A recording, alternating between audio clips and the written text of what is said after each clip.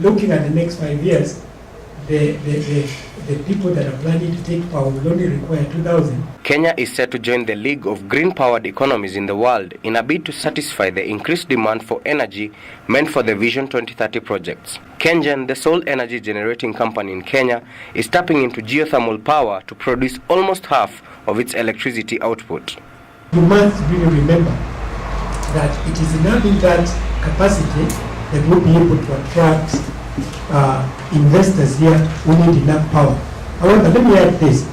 In looking at 5,000 megawatts, we're also looking at some certain industries which will come up in Kenya. While addressing the press at a breakfast meeting in Nairobi, KENGEN MD Albert Mogo highlighted the all-career geothermal plant as a ripe investment for local and international investors.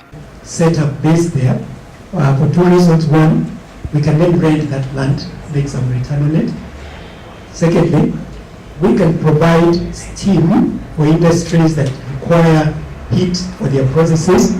Thirdly, we can provide very stable power because, as you may know, a lot of disturbances you see, interruption in your houses and industries happen not because of the power plants coming out, but actually from the network itself. Cheap electricity is key to easing the cost of doing business and attracting investment in the country.